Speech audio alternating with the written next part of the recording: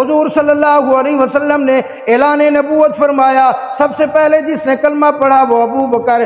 امام الانبیاء صلی اللہ علیہ وسلم کے سے پوچھ کر سب سے پہلے جس نے تبلیغ کی وہ ابو بکر۔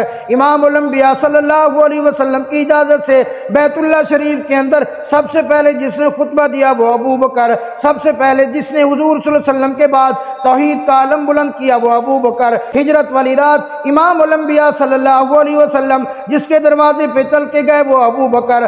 اللہ اکبر۔ ہجرت والی رات 40,000 درہم امام الانبیاء صلی اللہ علیہ وسلم کے قدموں میں جس نے ڈال دیے وہ ابو بکر۔ حضور صلی اللہ علیہ وسلم کے ہجرت کے سفر کے اندر اونٹنیوں کو جس نے پہلے تیار کر رکھا تھا وہ ابو بکر۔ ہجرت والی رات سب سے زیادہ اعتماد جس کے اوپر حضور صلی اللہ علیہ وسلم کو تھا وہ ابو بکر۔ ہجرت والی رات حضور صلی اللہ علیہ وسلم کو جس نے کندھے پہ اٹھایا وہ ابو بکر۔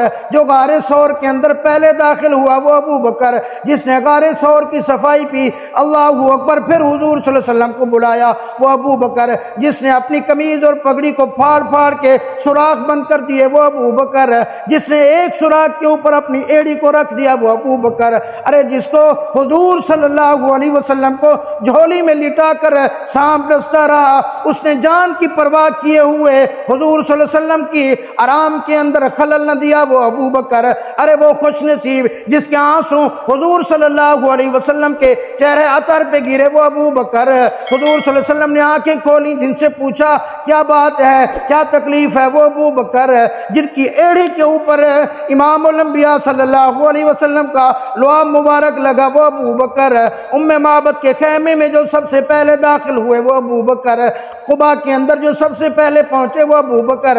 قباء کی مسجد کی سب سے پہلی جس نے اینٹ رکھی وہ ابو بکر۔ قباء کے مقام کے اوپر حضور صلی اللہ علیہ وسلم کے اوپر چادر کو تان کر جس نے خادم اور مخدوم کا بتا دیا وہ ابو بکر۔ مسجد نبوی کے سب سے پہلے جس نے اینٹ رکھی وہ ابو بکر۔ اللہ اکبر۔ ریاض الجنت کی جگہ جس نے سب سے پہلے خرید کے دی وہ ابو بکر۔ امام الانبیاء صلی اللہ علیہ وسلم کے نکاح کے لیے اپنی بیٹی کو پیش کیا وہ ابو بکر۔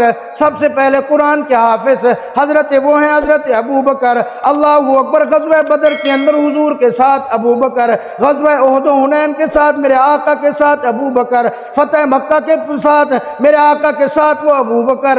غزوہ حدیبیہ کے اندر جو مشورہ دیا، صلح حدیبیہ کا مشورہ دینے والے وہ ابو بکر۔ اللہ اکبر۔ امام الانبیاء صلی اللہ علیہ وسلم کے ساتھ آخری وقت تک جو یار رہے وہ ابو بکر۔ حضور صلی اللہ علیہ وسلم کے بعد امت کے ایمان کی جس نے حفاظت کی وہ ابو بکر۔ حضور صلی اللہ علیہ وسلم کے بعد ختم نبوت کا جس نے سب سے پہلے تحفظ کیا وہ ابو بکر۔ منکرین زکوٰۃ کے خلاف جس نے جہاد کا علم بلند کیا وہ ابو بکر۔